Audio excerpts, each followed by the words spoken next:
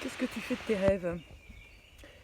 Dans cette vidéo, j'avais envie de partager la merveilleuse aventure que j'avais vécue ce week-end pendant le Hacking Health Camp. Alors, le hackathon, c'est un événement qui se passe sur un week-end et où il est demandé de faire un prototype d'un projet, quel qu'il soit. Alors là, en l'occurrence, c'était un hackathon sur la santé. Donc l'enjeu, c'était de faire un prototype d'un projet en relation avec la santé qui avait pour intention en fait de disrupter la santé. Ce hackathon, je l'ai fait il y a 2 ans en tant que coach et j'avais été particulièrement touchée par 2 projets qui ont d'ailleurs gagné des prix et qui avaient des vocations vraiment très humanistes et dont un notamment qui m'avait particulièrement interpellée puisque il avait pour vocation une vocation vraiment préventive. Et en gros, il mettait en exergue le fait qu'aujourd'hui, la santé s'occupe plus de soigner et de réparer en fait les symptômes que de vraiment aller chercher la source en fait du problème. Et évidemment, ça m'avait beaucoup parlé. Et là, cette année, quand j'ai vu le hacking Health de nouveau, je me suis dit, je vais recommencer, je trouvais ça super, etc. Et puis j'avais une petite voix qui me disait, et si toi tu faisais aussi ton propre projet? Parce que ce projet dont je parle, là, qui avait pour vocation de faire la prévention, finalement, la porteuse de projet n'a pas été au bout en fait de ça, elle n'a pas continué, elle a préféré repartir sur son job classique. Et moi, il y avait une petite voix qui me disait, mais ouais, pourquoi tu le fais pas? Toi aussi, tu as des projets et des rêves en fait relatifs à la santé, et donc pourquoi tu te lances pas? Donc après moult revirements, comme tu peux l'imaginer, eh bien, j'ai décidé en fait de le faire. Et ce qui est intéressant, c'est de voir comment ça s'est fait. Donc au début, c'est non, c'est pas possible, pas toi, t'as pas le droit, machin. Ensuite, ok, bah oui, j'y vais, je m'inscris. Et là, en fait, ce qui était intéressant, c'est que j'ai commencé à en parler avec mon fils, qui est en ce moment chez moi, qui est designer, et j'avais envie en fait de travailler avec lui. Donc on a commencé à en discuter du projet, et évidemment, il m'a challengé, et ça s'est pas bien passé. Ça, en gros, n'arrivait pas à se comprendre. Moi, j'avais ma vision, lui certainement les siens, il se sentait pas entendu. Et donc du coup, il m'a dit non mais laisse tomber, de toute façon c'est pas possible, on pourra jamais bosser ensemble. Et donc à ce moment-là, ce qui est intéressant pour moi de partager, c'est qu'à ce moment-là, c'est comme si j'avais une petite voix qui me dit mais tu vois, regarde, euh, ça va pas marcher en fait, tu peux pas lancer un projet comme ça, t'as pas les capacités, personne va te comprendre comme d'habitude, blablabla.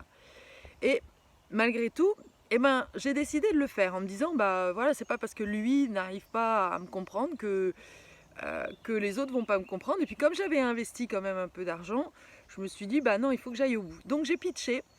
Et là aussi, très intéressant, parce que quand j'ai pitché, finalement le hackathon s'est passé en ligne, et donc j'avais l'impression que tous les autres projets étaient déjà super complets. Avant même de démarrer, ils avaient déjà leur équipe au complet.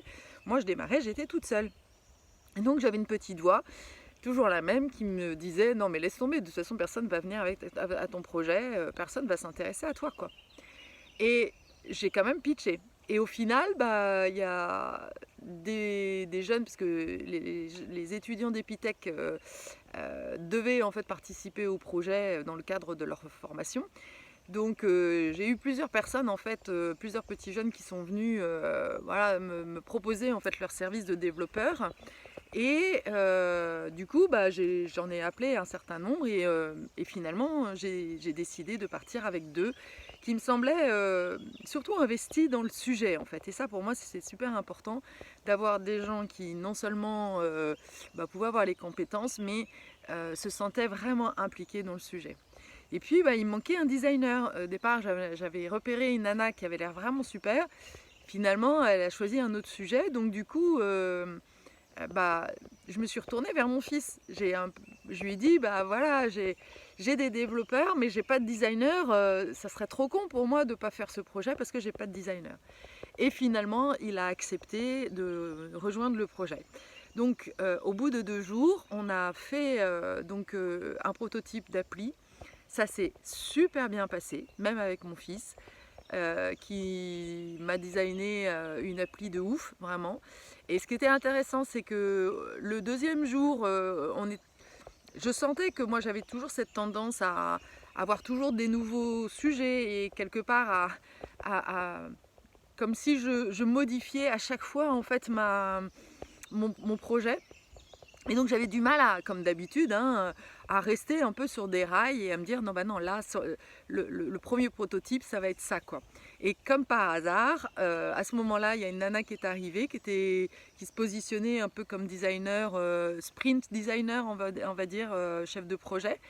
Et du coup avec lequel j'ai travaillé justement sur un sprint et du coup elle m'a vraiment permise de réaliser que pour moi le plus important en fait dans cette application, donc l'application elle a vocation donc à accompagner les personnes atteintes de cancer, mais demain ça peut être n'importe quelle maladie tout au long en fait de sa maladie parce que ce que j'avais vécu moi dans mon expérience quand j'ai eu mon lymphome il y a 10 ans, c'est que les médecins ils s'occupent de soigner la tumeur, mais que l'important c'est aussi que en tant que patient, en tant que malade, je puisse vraiment m'approprier en fait, prendre les rênes de ma vie justement. C'est comme si, et d'ailleurs c'était intéressant de prendre en conscience que tu meurs, déjà, waouh, c'est un mot qui est quand même assez hard.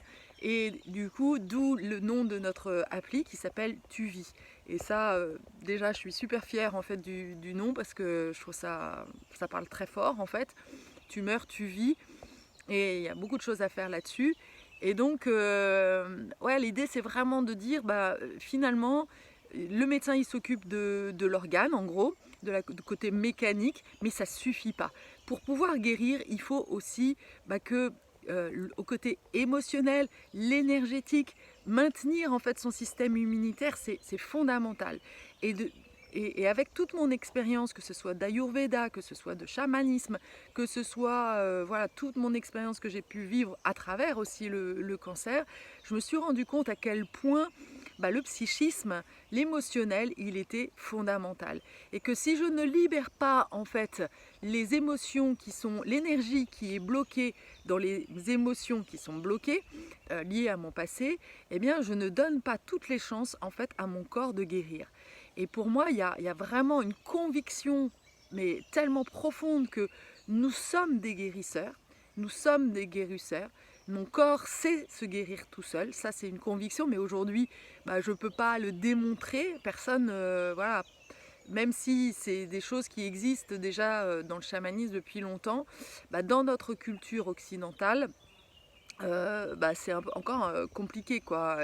Et puis je peux pas non plus pour le moment dire la chimio c'est de la merde, et c'est pas le cas en fait. La chimio c'est important, je pense que elle fait son job, mais ce qui est important c'est aussi de préparer le corps. C'est comme si oui, c'est comme si en fait tu entraînais, en fait, tu voulais aller dans un marathon, faire courir en fait un marathon de 3 jours sans préparer ton corps. C'est juste pas possible. Il faut que toi, en tant que malade, tu parles avec ton corps pour lui dire ok, bon là Coco, on va vivre des choses et on va faire équipe ensemble.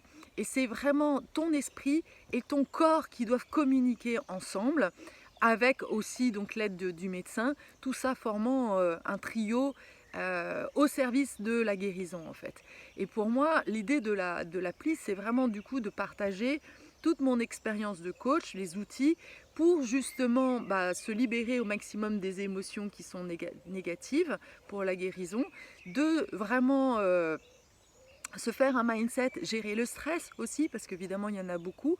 Et ce qui est génial, c'est qu'hier encore, je suis tombée sur une étude américaine, mais qui est un truc de ouf, quoi. Le truc, je pourrais pas rêver mieux, pour justement, qui dit vraiment que les gens, les malades, auraient voulu avoir des informations sur les effets secondaires pour se préparer justement. Là, on vit les choses un peu de but en blanc.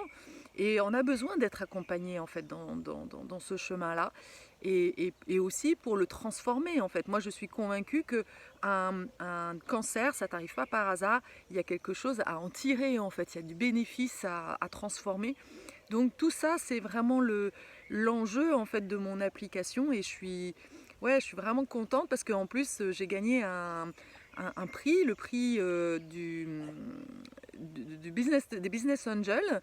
Donc c'est pas le moindre des prix parce que ça montre à quel point il y a vraiment il y a, il y a un créneau, il y a du business alors il y a du business, c'est-à-dire que ça a vraiment son rôle. Pour moi c'est pas le business qui est important, c'est pas mon ambition, elle est pas de faire de l'argent, même si évidemment si je peux aussi en vivre ça serait génial, mais c'est surtout de vraiment avoir un impact sur la société avec ça. Moi je suis convaincue que des applis comme ça peuvent vraiment accompagner les gens à guérir mieux.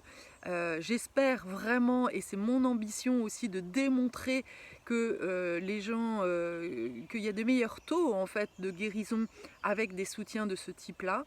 Et voilà, j'ai plein d'idées évidemment, de former aussi des coachs à mes techniques, de pouvoir aussi rassembler un certain nombre de spécialistes justement dans cette guérison.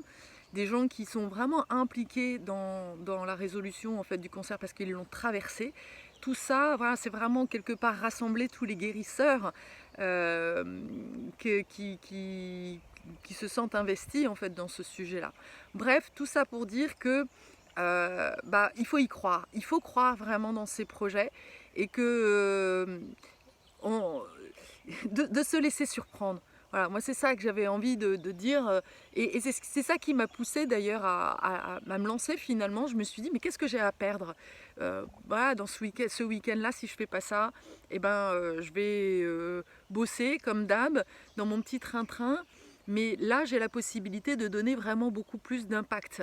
Et donc j'ai aussi travaillé sur mon mindset justement pour demander d'être soutenue vraiment dans cette initiative. Et là, j'ai vraiment l'impression d'avoir reçu un cadeau, que, voilà, que ça y est, j'ai vraiment lancé un projet qui me tient mais tellement, tellement à cœur. Et je suis fière de l'avoir fait. Je suis fière d'avoir bossé avec mon fils. Ça, c'est aussi quelque chose qui me touche énormément. Et donc, je suis vraiment motivée pour aller au bout, en fait. C'est comme si aussi, j'ai l'impression que tout le puzzle, il est en train, en fait, de se composer. C'est-à-dire que j'ai l'impression que toutes les personnes que j'ai rencontrées ces derniers temps, c'est comme si je me dis ah mais ouais mais tiens cette personne-là qui était une cliente, elle est spécialisée dans les études, elle va pouvoir m'aider là. Mon fils donc il est designer, il a pu m'aider, etc., etc. Je sens que vraiment je suis guidée quoi et que ce projet il doit donner le jour. J'en suis vraiment convaincue et voilà, et avec ce nom-là en plus le design que Maxime a fait, enfin je suis vraiment moi-même emballée en fait. C'est comme si j'étais moi-même surprise. Je me disais, quoi, c'est moi qui ai fait ça Enfin, c'est nous, parce que c'est vraiment, j'avais une équipe de ouf. Même les petits jeunes, ils étaient vachement investis. C'était vraiment chouette au fur et à mesure comment ça s'est construit. Ils ont vraiment participé, ils étaient dans l'interaction. Et voilà, donc je suis vraiment contente d'avoir fait ça. Voilà, ça n'a pas été, ça s'est fait fluidement. Voilà, ça s'est fait simplement. Et Maxime était très très investi. Et voilà, donc j'ai pris mon pied, en gros. J'ai vraiment pris mon pied pendant ce week-end. Et vraiment, je suis motivée pour continuer. Donc j'avais vraiment envie de dire, si toi aussi tu as des rêves, si tu as des projets, vas-y, essaye. Tu n'as rien à perdre en fait. C'est vraiment ça, parce que vaut mieux avoir des remords que des regrets, ça on le dit souvent, mais c'est tellement vrai. Là, voilà, je me dis, au moins j'ai essayé, et il se trouve que ça fonctionne, quoi. Donc, et si tu as besoin d'un coup de pouce, pour justement aller au bout de ça, si tu sens que, ouais, t'aimerais bien, mais tu as encore des résistances, parce que moi je pense que si j'avais fait ça il y a 2 ans, j'aurais pas été au bout. Donc si tu as besoin de coups de pouce, voilà, fais appel à moi, parce que ne te laisse pas embarquer par ton mental qui te dit voilà, qui te dit non, il va pas, etc. Il y a des moments aussi où on a vraiment besoin d'être poussé, d'avoir un coup de pied au cul, comme je dis. Et ces moments-là sont précieux. Donc on peut faire juste une séance et tu verras que voilà, derrière, tu seras vraiment tellement fier que ça vaut vraiment le coup. Alors vas-y,